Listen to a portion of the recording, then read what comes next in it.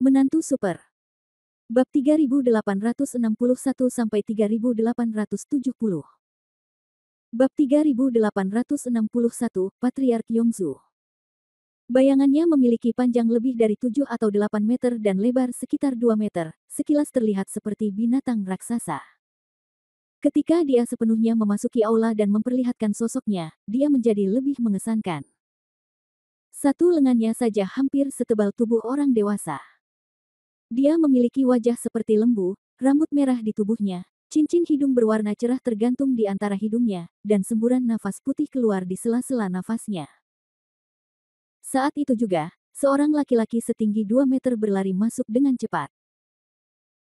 Meski tinggi 2 meter sudah berbadan besar dan lebar, namun di hadapan raksasa super yang bayangannya bisa meregang 7 atau 8 meter ini, tinggi sebenarnya lebih dari 3 meter.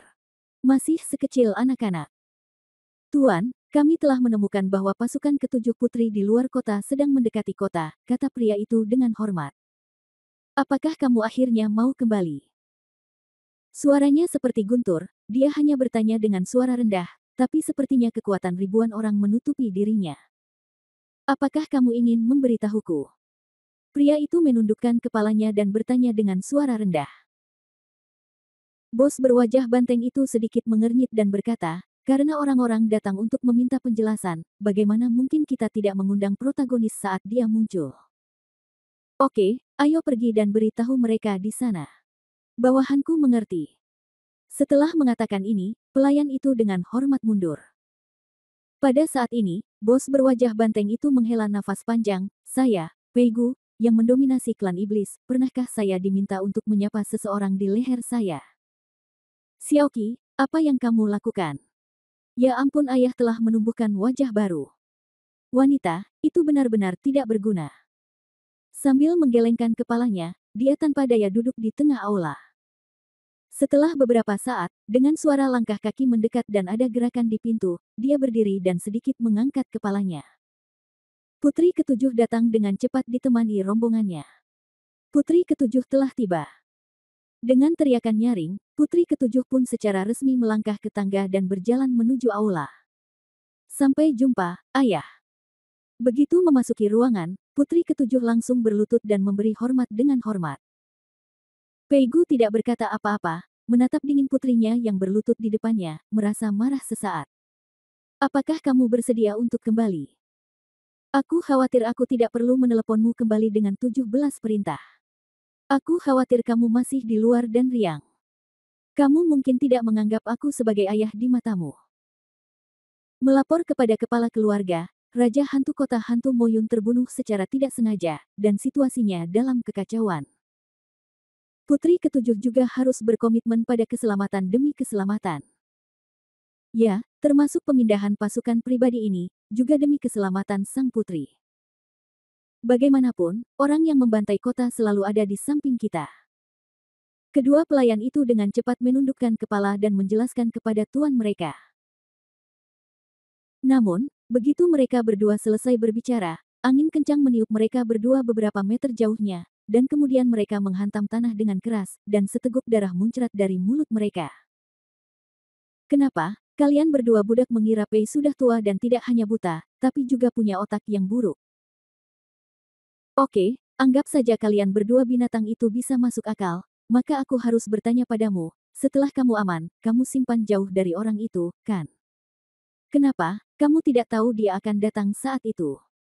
Yang lebih lucu lagi adalah kalian sekelompok pelacur akan membantu Han Sanqian ketika tiba waktunya untuk jatuh ke kota. Begitu kata-kata ini keluar, kedua pengikut dan putri ketujuh terkejut. Soal pengiriman pasukan untuk membantu Han Sanqian sebenarnya merupakan masalah rahasia. Logikanya, tidak mungkin pihak luar mengetahuinya, apalagi mereka juga kembali bersamanya dan orang lain dalam perjalanan pulang dari operasi. Oleh karena itu, tidak ada alasan bahwa kepala keluarga sudah mengerti.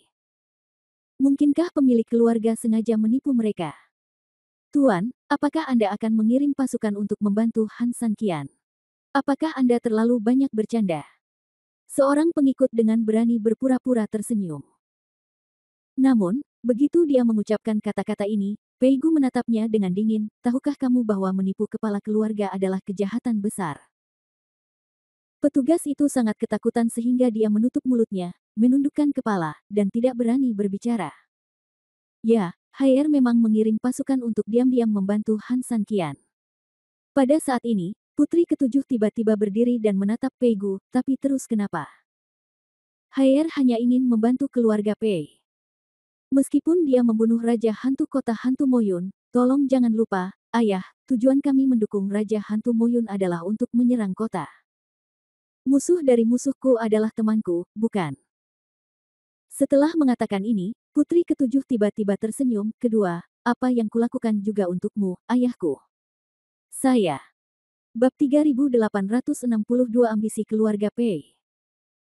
Pei Gu sedikit terkejut dan sedikit marah, karena jelas putrinya sedang membuat alasan, namun di sisi lain, putrinya tahu bahwa dia bukanlah tipe orang yang akan melalaikan tanggung jawab sedemikian keterlaluan. Memikirkan hal ini, dia membuang amarahnya, memandang putri ketujuh, dan berkata, apa hubungannya masalah ini denganku?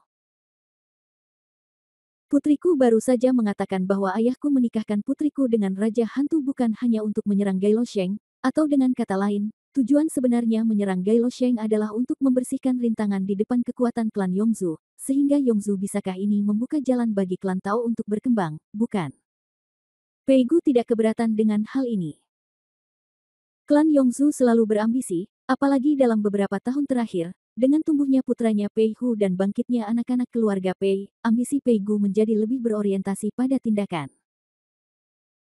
Oleh karena itu, dalam konteks ini, bagi pasukan Yongzu, kota ini seperti tusuk gigi yang terletak di depan kota Fuhai, pintu keluar pasukan Yongzu, tersangkut di mulut mereka, sehingga menyulitkan mereka untuk tidur dan makan. Inilah alasan mendasar mengapa Pei Gu bersedia menikahkan putrinya dengan Han San Qian. Membunuh dua burung dengan satu batu, dia tidak hanya membunuh Han San Qian untuk membalaskan dendam putranya, tetapi juga bersiap untuk menarik keluar kota. Jadi apa? Pei Gu berkata dengan tenang. Putri ketujuh tersenyum tipis, Han San Qian mencabut Gailo Sheng untukmu. Sekarang putriku berhubungan baik dengannya, bukankah ayahku tidak lagi khawatir? Mendengar ini, mata Pei Gu jelas berbinar. Ini masuk akal, tetapi setelah memikirkannya, dia mencibir, Han San Qian mengacaukan anak-anakku, dan bahkan melukai pasukan jauh keluarga Pei. Dia ada hubungannya dengan Luo Sheng. Apa itu? Perbedaan. Aku masih harus menariknya keluar. Ayah, beberapa orang hanya bisa menjadi teman dan tidak bisa menjadi musuh, terutama Han San Qian, kata putri ketujuh. Xiaoqi, apakah kamu mengajariku bagaimana melakukan sesuatu untuk ayahku? Pei Gu berkata tidak puas. Putriku tidak berani, tapi siapa Han San Qian? Putriku telah melakukan kontak dengannya. Di antara mereka, dia bahkan menyaksikan kehancuran dua kota Gailo Sheng dan kota Hantu Moyun di bawah tangannya, kata putri ketujuh. Mendengar kata-kata putri ketujuh, kemarahan Pei Gu sedikit mereda, kamu harus membicarakan anak ini, tapi itu membuatku terkejut. Raja Hantu secara tidak sengaja dihancurkan. Kupikir itu karena Raja Hantu sudah terbiasa mendominasi, dan dengan demikian mengabaikannya. Ini tentang berlatih seni bela diri, tapi kalau dilihat dari pertarungan pertama, sepertinya bukan itu masalahnya. Zhu Yansuo, penguasa kota-kota Cailuo, adalah bakat baru. Meskipun dia masih muda, dia sangat termotivasi. Pesatnya pertumbuhan kota Cailuo hanya dalam beberapa tahun membuktikan bakatnya. Saya juga mendengar bahwa ada orang di kota Cailuo. Banyak ahli datang untuk menembak, namun meski begitu, Han San Qian hancur. Ini mengejutkan, tapi juga membuat orang menghela nafas, sepertinya Han San Qian benar-benar tidak sederhana. Ayah, kamu berpengetahuan luas. Putriku berani bertanya, kamu sekarang adalah penguasa yang dominan, tetapi jika kamu dibiarkan sendirian atau dengan 10.000 pasukan, bisakah kamu mencapai prestasi ini di kota? Putri ketujuh bertanya dengan beberapa kecemasan. Mendengar pertanyaan ini, Pei Gu jelas mengerutkan kening dan sedikit marah, lagi pula, kata-kata ini tidak menganggapnya serius. Tapi setelah memikirkannya dengan hati-hati, Pei Gu tiba-tiba merasa ini adalah pertanyaan yang bagus. Memimpin 10.000 tentara, bagaimana kita bisa merebut kota ini? Pei Gu berpikir lama, dan tiba-tiba seringai muncul dari sudut mulutnya. Saya yakin, tapi harus saya akui bahwa saya tidak sepenuhnya yakin. Berdasarkan fakta bahwa ada ribuan tuan di kota dan hampir 100.000 tentara, putri ketujuh bertanya lagi. Ada begitu banyak tentara dan tuan di kota Gailuo. Pei Gu terkejut. Ayah, putriku tidak berani berbohong, apalagi mencari alasan. Benar. Ketika Pei Gu mendengar ini, dia langsung meninju meja. Su Yansuo ini, yang sangat muda tapi sangat ambisius, sebenarnya menyembunyikan kekuatan seperti itu di kota yang tak terhentikan ini. Apa yang akan dia lakukan? Ayah, putriku tidak tahu apa yang ingin dia lakukan. Dia hanya tahu bahwa jika Su Yansuo diberi waktu, dia tidak lagi hanya sekedar penusuk dalam imajinasi kita. Saat itu, aku khawatir dia akan menjadi orang yang menghalangi kota Fuhai kita meninggalkan kota. Memblokir batu, kata putri ketujuh. Pei Gu tiba-tiba menatap putri ketujuh, kata-kata putrinya bukannya tidak masuk akal. Kekhawatiran ini memang ada. Jadi, apa salahnya putriku bergabung dengan Han Sanqian untuk menghadapi mereka? Pernahkah ayah memikirkan sebuah pertanyaan? Putri ketujuh tiba-tiba berkata sambil tersenyum bangga. Pei Gu sedikit mengernyit, tapi sikapnya jelas membaik. Dia sepertinya memikirkan sesuatu, maksudmu. Bab 3863, Ayah Harimau dan Gadis Tanpa Anjing. Putri ketujuh tersenyum tipis, ayahku benar untuk membalaskan dendam Pei Hu, tapi kali ini bergabung dengan Han Sanqian untuk menghancurkan Gailuo akan sama bermanfaatnya bagi keluarga Pei kita tanpa merugikan apapun. Lebih penting lagi, Han Sanqian dan aku semakin dekat. Jika suatu saat nanti, keluarga Pei dan Han Sanqian berada dalam masalah dan tidak bisa mengakhirinya, hubungan antara putriku dan dia, cinta yang pantas untuk diperjuangkan, mungkin menjadi kunci untuk membuka dendam kita bersama, bukan-bukan. Pei Gu tersenyum dingin, maksudmu, antara keluarga Pei dan Han Sanqian, keluarga Pei-ku akan kalah. Lalu kami harus memohon untuk menjalin hubungan denganmu dan dia. Ayah, aku tahu apa yang aku katakan terlalu berlebihan. Fondasi keluarga Pei yang berusia 10.000 tahun sama stabilnya dengan Gunung Tai. Namun, sejak zaman kuno, raja-raja baru telah menggantikan raja-raja lama. Tidak ada seorang pun yang abadi. Selain itu, ketika kamu benar-benar mengenal Han Sanqian, kamu akan tahu bahwa putrimu ini bukan omong kosong. Tentu saja, saya akui, ini adalah hasil terburuk yang mungkin terjadi. Meskipun Pei Gu sangat ambisius, kata-kata putrinya bukannya tidak masuk akal. Dia mengangguk dan bertanya, bagaimana dengan hasil terbaiknya? Meskipun kematian Raja Hantu telah menyebabkan kita kehilangan anggota yang kuat, Raja Hantu sudah tua dan sangat keras kepala. Meskipun sayang untuk mati, tidak ada gunanya tidak mati.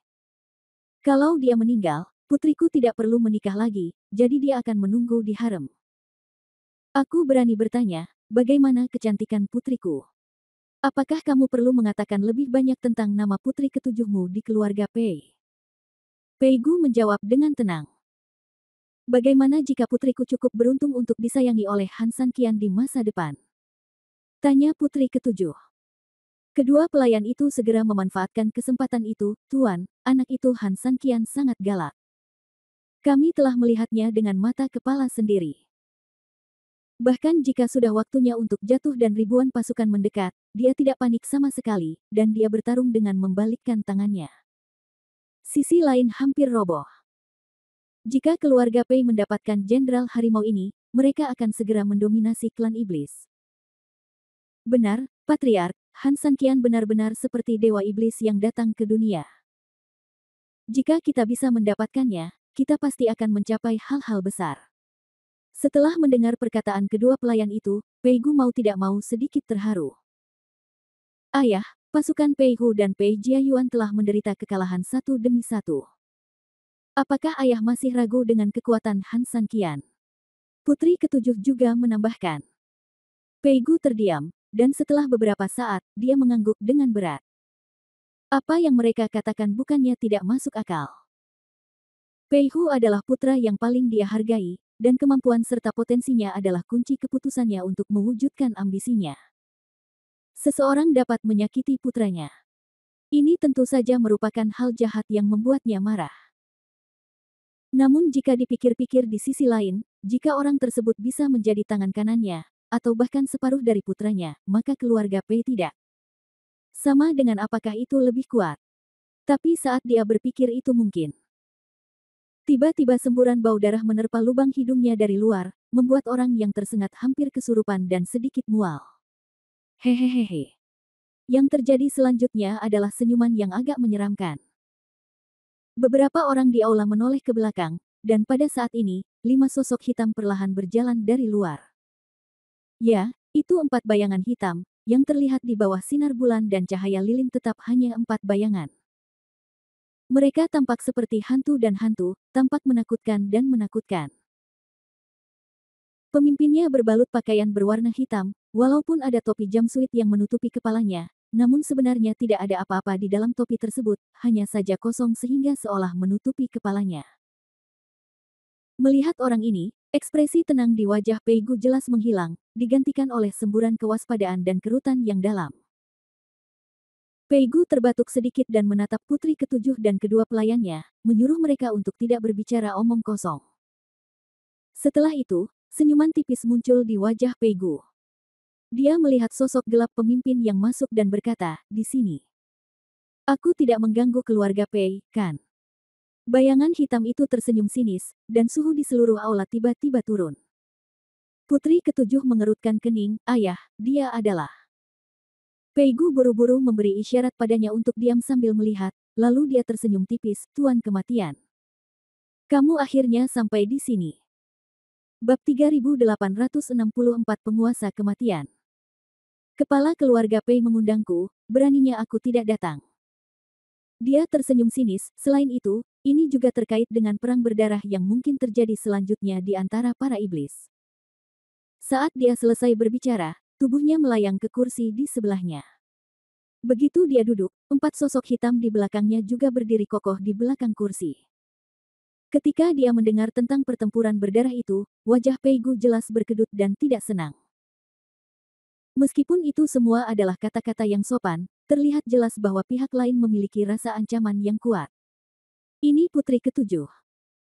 Dia duduk dan memandang putri ketujuh meskipun tidak ada wajah, mata atau kepala di topi, putri ketujuh merasa sangat tidak nyaman. Sebelum Pei Gu dapat berbicara, putri ketujuh mengerutkan kening, "Ini aku." Haha, memang benar ayah harimau tidak memiliki anak anjing. Namun, saya tahu bahwa istri kepala keluarga Pei meninggal lebih awal, dan kepala keluarga Pei sibuk dengan urusan politik, sehingga dia lalai mengaturnya. Anak-anaknya, sehingga ada di antara mereka yang tidak berpendidikan. Ya, pelanggaran hukum sungguh menjengkelkan. Begitu kata-kata ini keluar, belum lagi putri ketujuh langsung marah, bahkan kedua pelayan yang hadir juga ikut marah saat itu juga. Bukankah pernyataan yang terang-terangan dan bersahaja ini ditujukan kepada putri ketujuh? Meskipun mereka adalah pelayan, mereka telah mengikuti putri ketujuh sejak lama, jadi bagaimana mereka bisa mentolerir orang lain membicarakan tuannya seperti ini? "Kamu Pak Tua, hanya saja penampilanmu aneh, tapi sebenarnya kamu berani mengejek putriku di sini secara terang-terangan dan sembunyi-sembunyi. Benar. Tutup mulutmu yang bau dan segera minta maaf kepada putri ketujuhku. Kalau tidak, aku ingin kamu terlihat baik." Meskipun Pei Gu juga kesal karena orang lain menganiaya putrinya seperti ini, dia tahu identitas pihak lain. Saat ini, dia hanya bisa menahan amarah di hatinya dan berteriak kepada dua pengikutnya, "Kalian berdua bajingan, yang penguasa kematian juga merupakan orang yang bisa kamu pelecehan sesuka hati. Ya, segera keluar dari sini."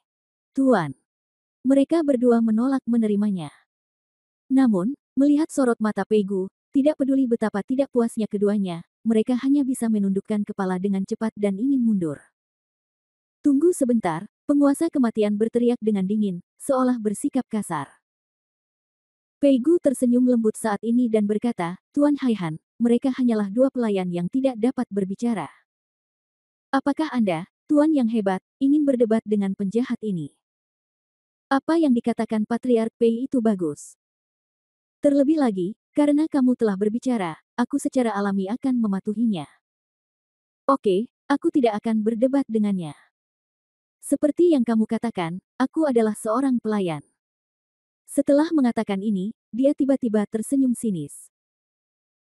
Namun detik berikutnya, 4 sosok hitam tiba-tiba muncul, disusul oleh 2 sosok hitam yang masih berdiri di tempatnya, dan tubuh mereka berpencar menjadi hantu.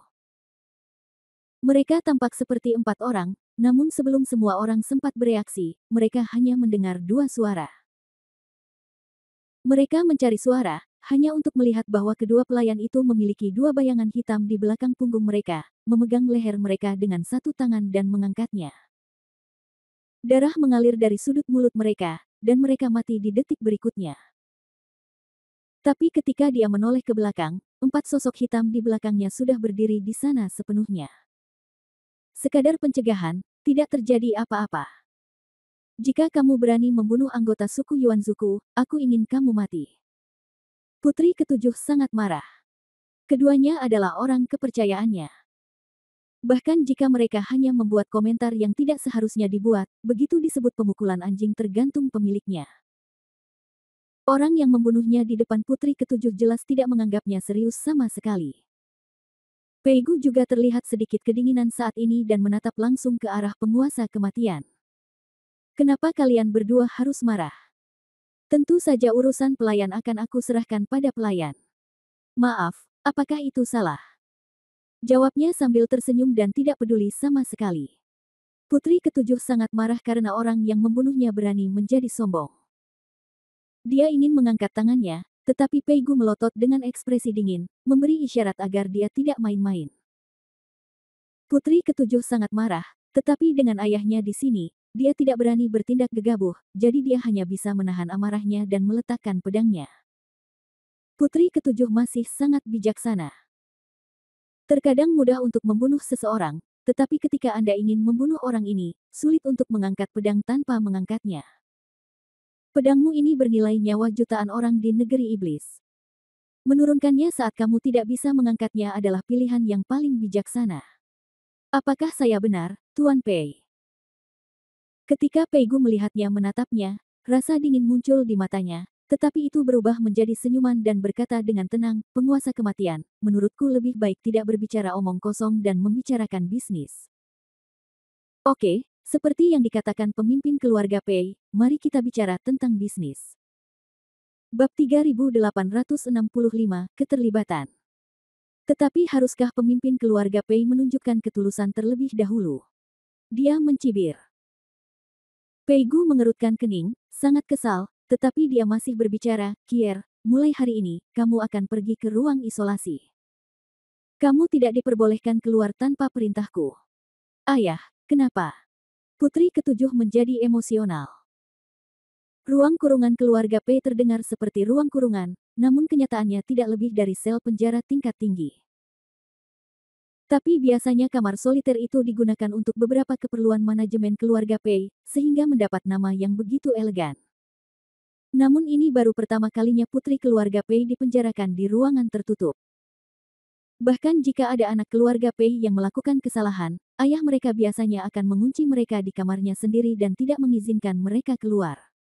Tapi kali ini, putri ketujuh bekerja sama dengan pencuri anjing untuk masuk ke kota tempat aku harus jatuh, dan itu juga merusak rencana kita untuk menangkap Han San Qian. Untuk kejahatan yang begitu serius, mengapa kita harus dikurung saja? Penguasa kematian tidak menghargainya sama sekali dan berkata dengan suara dingin. Pei Gu tiba-tiba menjadi dingin dan tidak puas, apa? Apakah penguasa kematian benar-benar mengendalikan hidup dan mati? Aku akan memberimu wajah dan memanggilmu penguasa kematian. Jika aku tidak memberimu wajah, kamu hanyalah hantu. Begitu dia selesai berbicara, Pei Gu berbalik dengan marah dan langsung duduk di tempat yang seharusnya. Penguasa kematian tiba-tiba menjadi marah, dan 4 sosok hitam di belakangnya mengikutinya. Namun di detik berikutnya, amarahnya mereda, dan keempat sosok itu kembali stabil, lalu tersenyum, karena tuan keluarga Pei telah menghukum putri ketujuh, dan jika menurutmu kamu baik, maka aku tidak akan berkata apa-apa lagi. Lalu apa yang ingin kamu katakan? Yang aku tahu adalah kamu datang untuk bernegosiasi denganku, tapi yang aku tidak tahu adalah kamu mengira kamu ada di sini untuk mengancamku. Pei Gu mendengus dingin. Kedua belah pihak adalah orang-orang terhormat, jadi tentu saja tidak ada yang ingin mengalahkan yang lain, tetapi setelah tekanan berulang kali, tekanan telah mencapai puncak, dan tentu saja tidak ada gunanya melanjutkan. Oke, kalau begitu mari kita bernegosiasi, kata bayangan itu dengan tenang. Setelah selesai berbicara, melihat Pei Gu mengangguk, dia berkata langsung, saya tidak ingin bertele-tele, jadi lebih lugas saja. 3 hari kemudian, kami akan menyerang Gailo Sheng, dan kami tidak akan peduli apa yang ingin dilakukan putri keluarga Pei terhadap kami. Namun setelah 3 hari, kami berharap keluarga Pei akan memimpin 100.000 pasukan dari kota Fuhai untuk membantu. Kita bertarung bersama. 100.000 pasukan. Pei Gu mengerutkan kening. Ini bukan angka. Han Sanqian sangat kuat dan licik. Jika kita tidak memiliki keuntungan yang sangat besar, kita tidak akan pernah berhasil. Dan begitu kota ini gagal, saya khawatir tidak akan pernah ada kesempatan untuk merebutnya kembali di masa depan.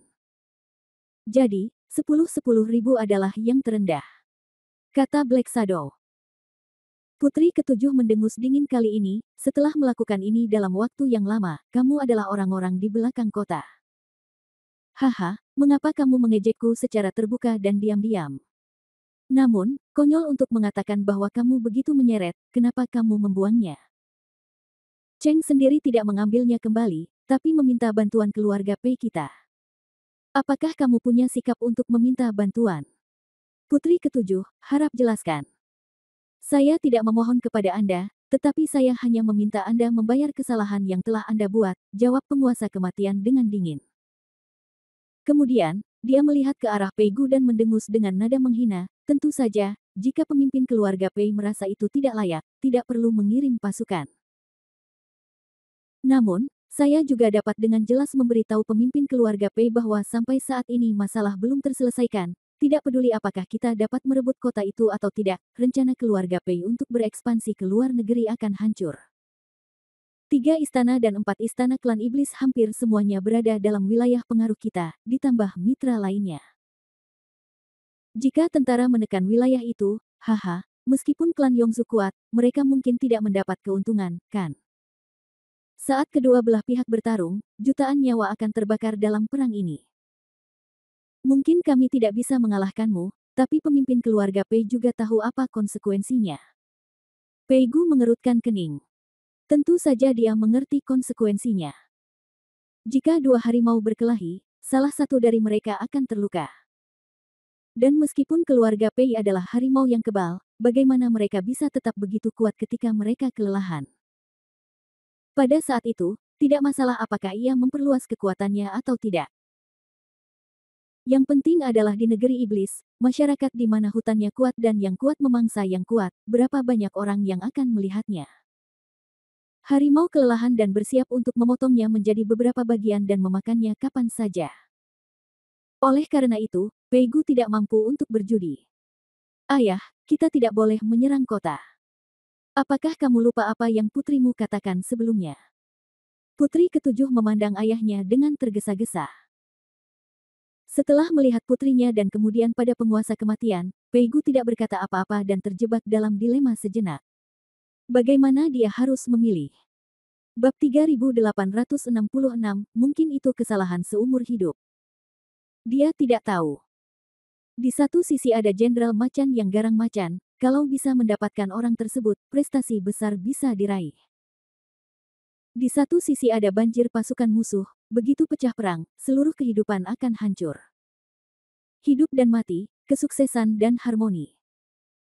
Bahkan Pei Gu, seorang super boss yang telah mengalami segala macam suka dan duka, justru merasa bingung saat ini. Keluarga Pei, apakah ini pilihan yang sulit? Negara ini mudah untuk ditaklukkan, tetapi lebih sulit untuk dipertahankan. Penguasa kematian bayangan hitam tersenyum lembut. Satu kalimat tiba-tiba membuat Pei Gu yang berada dalam dilema tiba-tiba bersinar. Ya, menaklukkan suatu negara itu mudah, selama Anda memiliki tentara dan jenderal, Anda dapat mendominasi klan iblis tepat waktu, bahkan tanpa jenderal harimau Han Sanqian.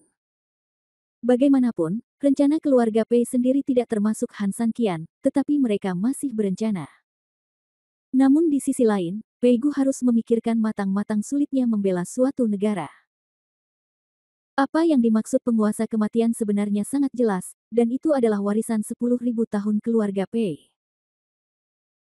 Begitu kekuatan kedua partai dibandingkan, mau tak mau darah akan mengalir, apalagi hegemoni, mempertahankan status quo pun sudah pasti sebuah kemewahan.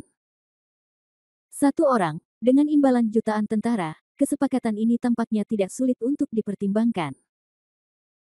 3 hari kemudian, Pei akan memimpin 100.000 elit untuk menyerang kota Gailao. Pei Gu kembali menatap penguasa kematian, dan kemudian berkata dengan dingin, 100.000 elit keluarga Pei akan sepenuhnya berada di bawah perintahmu. Namun, kata-kata buruk Tuan Pei ada di depan. Terlepas dari berhasil atau tidaknya pengepungan ini, mulai sekarang, Anda dan saya akan menjaga jarak. Jika ada kata lain, keluarga Pei akan menggunakan tindakan untuk memberitahu Anda apa keluarga Wan Nian adalah. Ayah. Setelah mendengar kata-kata Pei Gu, putri ketujuh tiba-tiba menjadi cemas. Sebagai putri dari keluarga Pei, dia tahu lebih baik dari siapapun betapa menakutkannya para elit keluarga Pei. Belum lagi berapa banyak orang yang akan dibawa oleh bayangan hitam aneh ini, dia juga percaya bahwa jumlahnya cukup untuk 100.000 orang ini. Jika Anda memiliki kekuatan untuk menaklukkan kota, inilah saatnya untuk jatuh. Ketika Han San Qian tiba. Kier, kamu tidak perlu bicara lebih banyak. Masalah ini sudah diputuskan oleh ayah. Jangan menimbulkan masalah lagi. Pei Gu tahu apa yang dipikirkan putrinya. Namun saat ini, dia harus fokus pada situasi secara keseluruhan. Penguasa kematian tertawa dan berdiri, Tuan Pei, Anda dapat yakin bahwa kami tidak memiliki permusuhan dengan keluarga Pei, dan kami tidak ingin memiliki permusuhan dengan keluarga Pei. Saya dapat menjamin bahwa setelah kami menjatuhkannya kota bersama, bukan hanya kita tidak akan memilikinya. Jika orang memiliki kata lain, mereka akan memperlakukan Anda dan keluarga Pei sebagai tamu terhormat. Mungkin, suatu hari nanti, saat kamu mendominasi klan iblis, kami masih bisa membantumu. Oke, sekarang masalahnya sudah diputuskan dan kepala keluarga Pei sudah memberikan penjelasan, aku tidak akan mengganggumu lagi. Dalam 3 hari, kita harus tiba di kota. Sampai jumpa di sana atau tidak. Setelah selesai berbicara, dia sedikit menangkupkan tangannya, memimpin keempat sosok hitam kecil itu dan berbalik untuk pergi.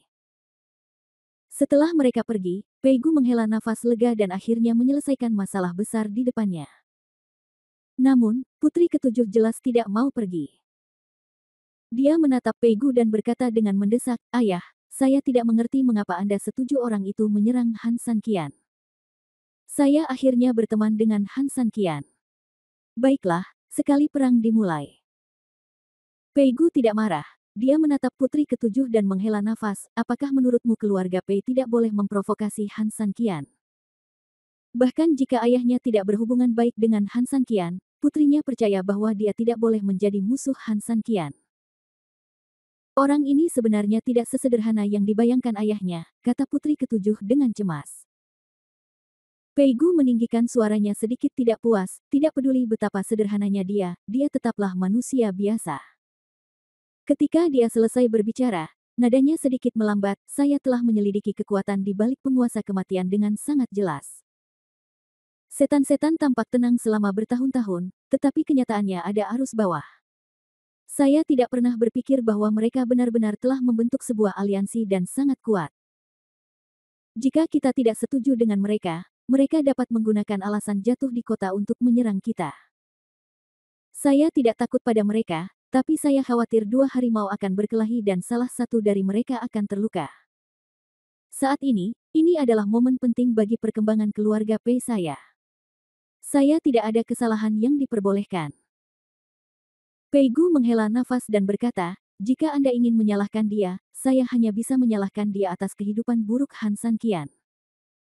Siapa yang tidak mau main-main dengannya, tapi dia main-main dengan orang seperti ini. Putri ketujuh tiba-tiba tersenyum dingin, menurutku bukan karena kehidupan Han San Qian yang buruk, tapi kehidupan kita. Mendengar ini, Pei Gu tiba-tiba mengangkat kepalanya dan menatap putri ketujuh dengan kaget dan bingung. Bab 3867 Kesedihan Putri Ketujuh. Dia tidak mengerti. Meskipun Xiao Qi bukanlah anak yang sangat dia hargai, dia adalah putrinya, dan dia mengetahui karakternya dengan sangat baik.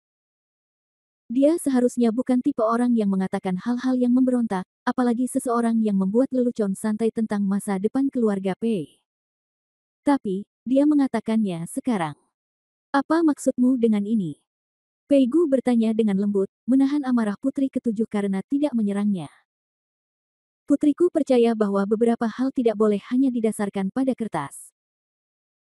Putri ketujuh menjawab, jika semuanya bergantung pada kekuatan kertas, tidak akan ada yang disebut kasus mengalahkan lebih banyak dengan lebih sedikit sejak zaman kuno. Maksudmu, Han Sanqian jauh lebih ganas daripada pasukan Raja Kematian yang berjumlah 1 juta orang. Pei Gu Leng mengerutkan kening. Putri ketujuh tahu bahwa ayahnya tidak puas dengan perkataannya, namun saat ini dia masih mengertakkan gigi dan menegaskan pendapatnya. Dilihat dari pengalaman Han Sanqian sebagai seorang anak, mungkin tidak sebaik sekarang, tapi itu akan mungkin terjadi di masa depan. Kier, meskipun ayahku selalu tahu bahwa kamu pintar, kamu perlu mengetahui satu hal. Kepintaran dan kepintaran adalah dua hal yang berbeda. Setidaknya, beberapa hal harus didasarkan pada pengetahuan. Maka Han Sanqian mungkin memang benar. Seorang ahli, tapi ada orang di luar dunia, ada langit di luar dunia, dan yang lebih kuat masih akan datang. Tapi meski begitu, tidak ada yang bisa mengatakan bahwa satu orang bisa mengalahkan jutaan tentara. Ayah, maksudmu putrimu memiliki sedikit pengetahuan dan membesar-besarkan musuhnya. Putri ketujuh bertanya dengan bingung dan tidak senang. Pei Gu tidak berbicara, hanya mencibir, tapi dia sudah menjelaskan semuanya. Satu orang telah bertahan dari jutaan tentara. Untungnya, itu hanya percakapan biasa antara ayah dan anak perempuannya. Jika ini menyebar, saya khawatir orang luar akan tertawa terbahak-bahak. Kalau begitu ayahku belum pernah melihat Han Sanqian, jadi mengapa dia begitu yakin bahwa Han Sanqian tidak sebaik 1 juta? Bukankah ini hanya tebakan yang kurang informasi? Tanya putri ketujuh. Setelah mendengar ini, Pei Gu langsung marah dan berteriak dengan marah, sungguh keterlaluan. Tak seorang pun di keluarga Pei berani berbicara dengannya. Pei Gu, dengan nada seperti itu, apalagi ini adalah putrinya sendiri. Putri ketujuh juga tahu bahwa dia telah kehilangan kendali dan dengan cepat menundukkan kepalanya, tetapi setelah hening beberapa saat, dia akhirnya berbicara, putriku tidak berbakti dan menentang ayahnya. Dia bersedia menghukumnya tidak peduli apa yang dia lakukan. Diinginkan ayah. Namun, ayah juga harus memahami bahwa konfrontasi putrinya bukanlah niatnya, tetapi dia sangat mengkhawatirkan ayahnya dan seluruh keluarga. Pada saat ini, Pei Gu benar-benar marah dan tidak dapat mendengar apapun. Sebagai seorang ayah, saya tahu bahwa Anda telah bekerja sangat keras, jadi kali ini saja, tetapi saya tidak ingin mendengar kabar dari Anda lagi. Saya tidak ingin membicarakan masalah ini lagi, termasuk Han Sanqian, apakah Anda mengerti? Tapi ayah, Han Sanqian, bagaimana kalau putriku mengajakmu mengenalnya terlebih dahulu, agar kamu bisa memahami situasinya? Diam. Ayahku telah makan lebih banyak garam dalam hidupnya daripada yang pernah kamu makan nasi. Aku belum pernah melihat ayah seperti apa aku ini. Aku berkata, aku tidak ingin ada yang menyebutkan ini lagi. Setelah mengatakan ini, Pei Gu berbalik, berdiri dan berjalan keluar. Melihat ayahnya yang seperti ini, putri ketujuh hanya bisa diam-diam merasa sedih. Ketika Pei Gu sampai di depan pintu, dia tiba-tiba berhenti lagi, terbatuk sedikit, dan menurunkan nada suaranya, bagaimanapun juga, kamu adalah putriku, jadi kamu tidak perlu berada di sel isolasi. Kembalilah ke kamar kerjamu untuk merenung selama 7 hari. Kamu tidak diperbolehkan keluar sebelum waktunya habis. Setelah menyelesaikan kata-katanya, Pei Gu benar-benar pergi. Putri ketujuh sangat terpukul. Meskipun ayahnya tidak memenjarakannya, dia menempatkannya sebagai tahanan rumah selama 7 hari. Faktanya, waktunya tepat setelah penyerangan di kota Gailuo. Niatnya sudah jelas. Sepertinya kebangkitan keluarga Pei lebih merupakan tren yang salah. Dengan kata lain, hari ketika keluarga Pei benar-benar bangkit juga akan menjadi hari kehancuran mereka.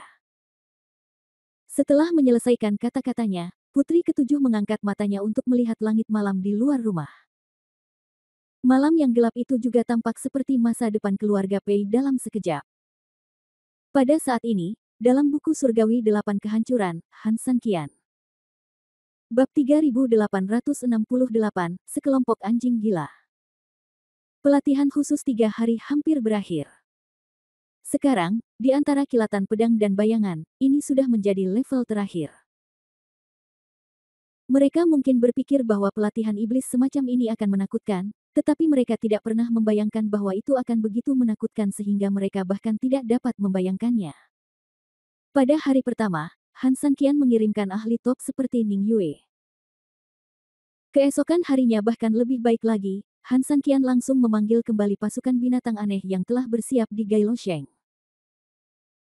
Meskipun tidak ada puluhan ribu binatang seperti yang biasa menyerang kota, setelah seleksi cermat Han Sanqian, total 180 binatang aneh dihasilkan, masing-masing dengan kemampuan luar biasa. Bagi 44 murid, 180 binatang aneh ini hanyalah pukulan pengurang dimensi. Meskipun latihan yang diajarkan oleh Han Sanqian dan ramuan yang diberikan kepada mereka sangat bagus, mereka masih tidak mampu menahan serangan pengurangan dimensi. Untungnya, setelah melalui banyak kesulitan, upaya lapis demi lapis, dan berbagai kerja sama tim, kelompok orang ini berhasil menerobos dan menang dengan susah payah. Namun yang tidak pernah mereka bayangkan adalah pelarian sempit itu hanyalah kekanak-kanakan, karena di hari ketiga, mereka menghadapi lawan yang paling menakutkan. Han Sanqian. Ini bahkan bukan serangan pengurangan dimensi yang sederhana, ini benar-benar pembantaian sepihak. Meskipun mereka telah berlatih dengan rajin dan ramuan telah mengisi kembali energi spiritual yang cukup, mereka jelas masih belum memiliki banyak kemampuan untuk melawan monster seperti Han Sanqian. Hanya dalam beberapa menit, 44 orang pingsan, hanya menyisakan ratapan yang menyakitkan. Pada saat ini, Han Sanqian, yang wajahnya tertutup, menatap semua orang dengan dingin, dan akhirnya berkata dengan nada menghina, "Ada apa? Bukankah di antara 44 orang itu ada yang mampu? Apakah mereka semua terjatuh dan tidak mampu berdiri ke atas?" Sekelompok udang berkaki lunak, sayang sekali jika memakan begitu banyak pil. Brengsek, bajingan, siapa yang kamu bicarakan? Benar, kamu adalah udang berkaki lunak sialan itu. Kakekmu hanya lelah dan mereka hanya berbaring sebentar. Kalau kakekmu sudah istirahat, hanya kamu yang menangis. Brengsek, berdiri sekarang, ayolah. 44 orang terus mengutuk, dan banyak dari mereka perlahan-lahan berdiri. Tidak peduli betapa tidak nyamannya, mereka bertahan dengan kuat karena mereka tahu bahwa jika mereka tidak berdiri, anjing-anjing sialan ini akan melakukannya. Pencuri tidak hanya menertawakan mereka, tetapi juga pemimpin di belakang mereka yang secara khusus bertanggung jawab atas mereka. Tidak apa-apa bagi mereka untuk mempermalukan diri mereka sendiri, tapi bagaimana mereka bisa mempermalukan pemimpinnya? Namun, beberapa orang yang baru saja berdiri bahkan tidak sempat bereaksi, mereka merasakan lututnya dipukul dengan keras dan langsung berlutut. Namun, mereka terjatuh, dan tak lama kemudian muncul lagi yang baru. Ayolah, bajingan, kamu sudah bermain dengan kami selama hampir 1 jam, ayo bermain denganmu. Sialan, biar ku beritahu, kita semua adalah bawahan Han Sanqian, tidak ada di antara kita yang pengecut. Bahkan jika aku mati, aku pasti akan mati sambil berdiri. Datang. Mereka berteriak dengan marah, tanpa rasa takut di mata mereka, meskipun pria bertopeng hitam yang berdiri di depan mereka benar-benar mampu mengalahkan mereka. Tapi jadi apa? Bukankah itu hanya satu kematian? Mereka sudah lama mengatakan bahwa mereka tidak takut sama sekali. Apakah kamu benar-benar tidak takut mati? Han Sanqian berhenti sedikit dan memandang semua orang. Takut akan kematian bukanlah sifat seorang ibu. Hehe, sebenarnya kami lebih takut pada sesuatu daripada kematian. Tahukah kamu apa itu? Bagaimana orang-orang ini tahu bahwa martabat yang mereka pertahankan sampai mati dan wajah Han Sanqian Mian di belakang mereka sebenarnya hanyalah roti daging yang memukuli seekor anjing. Han Sanqian sebenarnya berdiri di depan mereka. Han Sanqian tersenyum tipis, saya agak tertarik untuk mengetahuinya, mengapa kalian tidak memberi tahu saya tentang hal itu? Saya ganggu. Kamu ingin mendengarnya, tapi kamu tidak ingin membicarakannya, brengsek. Benar, kalau kamu punya nyali, lakukanlah. Itu tergantung apakah tanganmu lebih cepat atau kita bisa berdiri lebih cepat. Han Sanqian tidak marah, melainkan tersenyum, katakan saja padaku, perlakukan aku dengan menyedihkan, oke. Haha, idiot, kamu sebenarnya pengecut. Nah, melihatmu seperti seorang cucu, biar ku beritahu, yang paling kami takuti adalah kami tidak akan bisa menggigit beberapa potong daging darimu bajingan setelahnya. Kita mati. Begitu dia selesai berbicara, sekelompok orang bergegas ke arahnya dari segala arah, dengan gigi menganga seperti anjing gila. Baiklah, jika aku digigit olehmu, aku sangat takut terkena rabies. Namun, Han Sanqian menolak mengelak dan melepas syal di wajahnya. Orang-orang yang haus darah dan berteriak minta mati sedetik yang lalu tiba-tiba mengerem secara kolektif, dan kepala mereka dipenuhi dengan pertanyaan besar, pemimpin aliansi. Bab 3869 Pasukan Senjata Ilahi. Selain aku, apakah ada orang lain yang bisa menggodamu sepenuhnya? Han Sanqian tersenyum dan memandang orang-orang yang berhenti di sampingnya. Dari 44 orang tersebut, tidak ada satupun yang dalam keadaan sehat, yang satu ini mengalami luka pada hidung dan mukanya, dan Asan yang berkepala babi itu mengalami patah lengan dan kaki. Itu terlihat tragis dan lucu tidak peduli bagaimana Anda melihatnya. Bahkan Han Sanqian tidak bisa menahan tawa saat ini. Sial, ternyata yang menghajar kita seperti ini bukanlah orang jahat, tapi pemimpin kita. Sialan, pemimpin aliansi, apakah kamu bertindak terlalu jauh? Ah, saudaraku, kamu benar-benar tidak bertindak enteng. Benarkah? Gigiku hampir patah karena penyiksaan. Baru saja aku berpikir bahwa meskipun aku mati, aku harus menggigit bajingan ini untuk mematahkan semangatnya. Setelah sedikit terkejut, dan Han Sanqian tidak bisa menahan tawa saat ini, para murid menyerah dan menarik Han Sanqian satu persatu untuk mencari penjelasan. Yang pintar tiba-tiba menamparkan kepalanya, sial, kalau ini pemimpin aliansi sekarang, maka kita seharusnya salah ketika mengira ada invasi musuh asing sebelumnya. Oleh karena itu, musuh kemarin dan lusa kemarin tidak ada sama sekali. Sial, tidak, pemimpin aliansi, jangan bilang padaku bahwa musuh dalam 2 hari terakhir ini juga dikirim olehmu. Astaga, pemimpin aliansi, aku memperlakukanmu seperti cinta pertamaku, tapi kamu menyiksaku ribuan kali.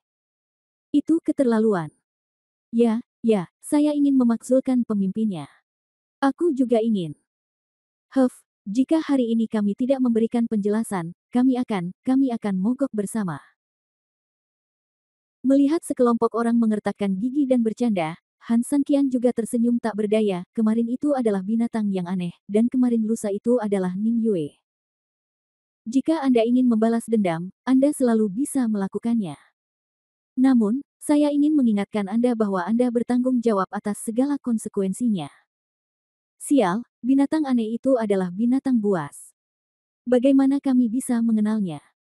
Ning Yue dan kamu berdua adalah bos kami. Bagaimana kami bisa membalas dendam? Ya, tidak jelas kalau yang besar menindas yang kecil. Hei, dunia sedang mengalami kemunduran, dan standar moral dunia sedang memburuk. Han Sanqian melihat ekspresi sedih mereka dan menggelengkan kepalanya tanpa daya, oke, jangan bertingkah seperti istri kecil. Faktanya, 3 hari ini adalah pelatihan iblis khusus yang saya atur khusus untuk Anda. Selain menguji kemampuanmu dalam 3 hari, yang terpenting adalah mengasah kemampuan kerja tim, kemampuan beradaptasi, dan kemampuan melawan ketika aku datang untuk menekanmu hari ini. Sejujurnya, proses ini sangat menyakitkan dan bahkan berbahaya, karena saya membiarkan semua orang atau binatang yang menguji Anda berurusan dengan Anda dengan pedang dan senjata asli. Namun, saya sangat puas dengan penampilan Anda dalam 3 hari terakhir. Sekarang saya secara resmi mengumumkan bahwa 44 dari Anda telah resmi menjadi tim pribadi saya, bernama tim prajurit ilahi. Mulai sekarang, kamu hanya akan menerima perintah dariku. Tentu saja, aku mengatakannya lagi, masih terlambat bagi kalian untuk berhenti sekarang. Karena di masa yang akan datang, kalian mungkin menghadapi lebih banyak risiko hidup dan mati bersamaku. Apakah ada yang perlu berhenti? Setelah menyelesaikan kata-katanya, Han Sanqian memandang semua orang. Semuanya, Anda melihat saya melihat Anda, dan kemudian, Seseorang tersenyum, pemimpin, berhentilah bermain-main dengan hal-hal ini, bicarakan saja tentang perawatannya. Betul. Kami tidak takut mati. Kami takut tidak bisa maju. Sekarang akhirnya kami maju. Hehe, pengobatan yang kami impikan itulah yang kami khawatirkan. Pemimpin, ceritakan saja padaku tentang pengobatannya. Tidak ada seorang pun di sini yang takut mati. Suatu kehormatan bisa bersamamu, dan merupakan kehormatan yang lebih besar lagi bagi kami bisa begitu dekat denganmu. Melihat penampilan semua orang, Han San Qian sangat senang, ini bukan masalah besar, tapi pilnya cukup, uangnya cukup, dan senjata ajaib akan diperbaiki dan diganti secara gratis. Bagaimana dengan itu? Semua orang mengangguk setelah mendengar ini, tetapi terlihat jelas bahwa mereka berkomunikasi dengan mata mereka secara pribadi. Akhirnya, seseorang angkat bicara, pemimpin, kondisi yang Anda tawarkan sebenarnya bagus, dan kami semua bisa menerimanya, tapi... Dia melihat ke arah kerumunan dan tiba-tiba tersenyum. Han San Qian bingung, tapi apa? Namun, sebelum Han San Qian menunggu jawabannya, pupil matanya tiba-tiba melebar ketika dia melihat ke atas. Astaga, apa yang akan kamu lakukan? Bab 3870, Penyelesaian Tim. Di rumah kayu, sesuai kesepakatan 3 hari lalu, Ning Yue telah menyiapkan makanan lebih awal dan menunggu Han San Qian dan rombongannya kembali untuk merayakannya. Namun, orang itu kembali tepat waktu, tetapi ketika Ning Yue melihat pemimpin Han San Qian, dia tidak bisa menahan cemberut. Apakah ini pelatihan yang benar-benar istimewa? Ning Yue mengerutkan kening tak percaya dan bertanya ragu-ragu. Han San Qian tidak menjawab dan tampak sedikit malu. Apakah kamu bertemu anjing gila di jalan? Mengapa kamu disiksa seperti ini? Ning Yue bertanya lagi, tetapi memikirkannya dengan hati-hati. Ada sesuatu yang salah, anjing gila macam apa yang bisa menggigitmu seperti ini? Tubuh Han San Qian berantakan, dengan berbagai bekas gigi di sekujur tubuhnya, sebagian baju dan kaki celananya langsung robek, ia benar-benar terlihat seperti baru saja keluar dari tumpukan anjing gila. Ya, anjing gila itu menggigitku, dan jumlahnya banyak. Han San Qian memutar matanya, menghela nafas tak berdaya, dan berjalan menuju meja makan. Su Yingxia tersenyum pahit dan tidak berkata apa-apa. Di belakangnya, 44 tentara khusus tersenyum pada Ning Yue. Namun, melihat sekelompok orang ini, Ning Yue bahkan lebih terkejut, karena ketika beberapa orang tersenyum, jelas ada sesuatu seperti kain di antara gigi mereka. Dan warna potongan kain ini sepertinya sangat mirip dengan warna pakaian yang dikenakan Han San Qian. Mungkinkah? Ning Yue tiba-tiba teringat sesuatu dan melihat ke 44 murid. Mereka bersama-sama terkikik, guk-guk-guk. Han San Qian meletakkan kepalanya di atas meja tanpa daya. Tidak tahu malu. Dia digigit oleh 44 anjing gila kecil ini secara kolektif. Kuncinya dia tidak bisa menolak karena ini adalah syarat tambahan bagi mereka untuk menerima pekerjaan itu. Sekelompok bajingan, mereka sangat kejam, tidak, mereka brutal, gumam Han San Qian pada dirinya sendiri, merasa sangat tertekan. Memikirkan betapa agung dan agungnya dia, semua master tidak bisa menyakitinya sama sekali, tapi hari ini dia dalam masalah dan dimakan seperti daging oleh bawahannya. Namun, ada kalanya ada saat-saat tidak senang dan gembira, tim prajurit dewa telah lengkap, dan pisau tajam di tangannya resmi selesai. Ning Yue tersenyum, sepertinya Anda biasanya sangat tidak puas dengan pemimpin aliansi. Kali ini, Anda harus membalas ketidakadilan dengan ketidakadilan dan membalas dendam dengan kebencian. Setelah mengatakan ini, Ning Yue memandang Han San Qian, bagaimana kamu bisa menjadi bersedia digigit oleh mereka? Anda sangat puas dengan hasil pelatihan mereka selama 3 hari. Han San Qian mengangguk, namun, kaptennya belum diputuskan. Saya ingin bertanya apa maksud Anda? Zhang Yue. Kami datang. Dalam antrian, seorang pria paruh baya berusia 30-an berdiri. Han San Qian memperhatikannya baik-baik. Dia memiliki wajah berkarakter Cina, mata seperti elang dan sedikit tekad. Dari kelihatannya, dia adalah orang yang jujur. Inilah sebabnya Han San Qian mempercayai Ning Yue untuk memilih kapten. Visinya tidak salah lagi. 3000, meskipun Zhang Yue hanyalah seorang murid muda, saya telah mengenal semua orang di rumah kayu siang dan malam. Zhang Yue jujur, memiliki hati yang benar, cerdas dan berani bekerja keras. Satu-satunya kekurangan adalah itu dia kurang konsentrasi, mudah bergerak, dan mudah marah. Jenderal adalah teladan, dan komandan adalah tipuan. Yang saya butuhkan adalah jenderal yang bisa menyerang, bukan marsal yang bisa menyusun strategi. Kekurangannya berakibat fatal dalam posisi marsal, tapi itu semua adalah kelebihan dalam sebuah umum. Oke, Zhang Yue, mulai sekarang, kamu akan resmi menjadi kapten tim Shenfen. Adapun kapten tim di bawah ini, kalian bisa mengambil alih sendiri. Saya tidak akan ikut campur, tapi permintaan saya hanya satu, yaitu ketika kalian terpecah, kalian seperti belati yang tak terhitung jumlahnya, dan ketika kalian bersatu, kamu seperti pisau tajam, tidak bisa dihancurkan. Zhang Yue mengertakkan gigi dan berkata, Zhang Yue tidak akan pernah mengecewakan Komandan Ning Yue dan pemimpin aliansi. Hanya ada satu situasi di mana saya tidak dapat memimpin tim ini dengan baik, yaitu jika saya mati. Itu bagus.